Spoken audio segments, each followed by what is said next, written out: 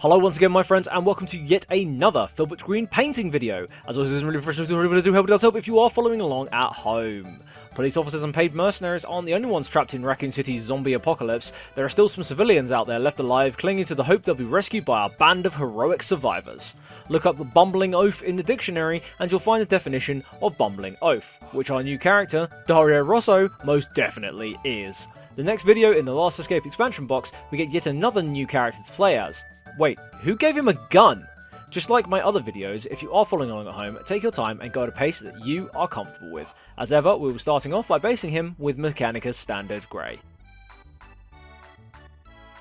With our boy all based up and ready to potentially shoot himself in his own foot, I used Steel Legion Drab to paint his jacket.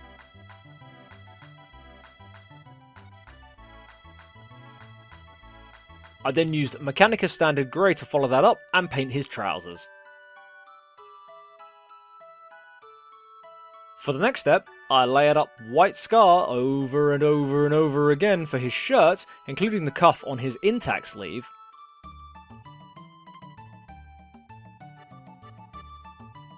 And painted the small amount of it that's sticking out of his torn off sleeve.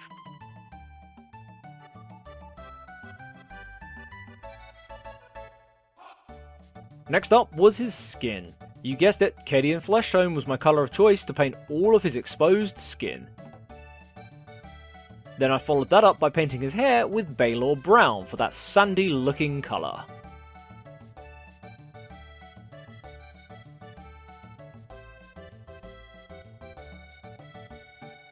After I accidentally ended up making him look like Boris Johnson, I used Corvus Black to paint his belt,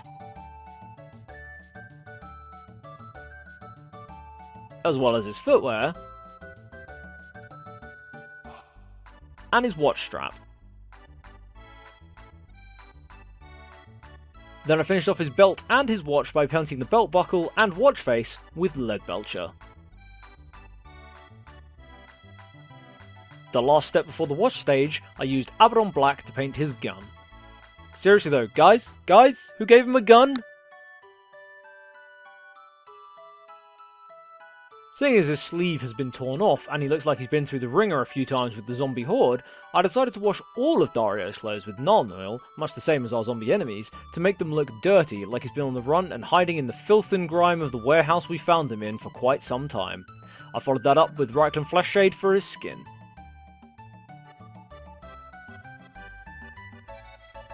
Of course, we based our new quote-unquote hero with, and deep breath now, Astrogranite Technical Paint with Nuln Oil, Celestra Grey.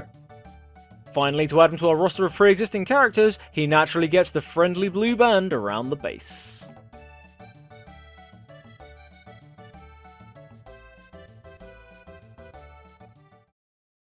And there you have it, the self-proclaimed great novelist himself, ready to, alert the entire undead population of Raccoon City to your whereabouts. Perhaps he has some non-combat oriented skills that could help us out on the tabletop? Even though he shouts at our heroine Jill Valentine and locks himself in a shipping container, Dario is actually quite good fun to paint. Maybe he was looking for his copy of Resident Evil the board game in there? With simple civilian clothing to paint, he was a quick job with not many paints needed to get him looking good. I'm really pleased with the finished result, and although I was skeptical about washing him all over with Nuln Oil, I think he looks just right all filthy and frantic. Once again, thank you all for watching, I really do appreciate it, and I hope to see you all in the next one. Stay safe, survivors!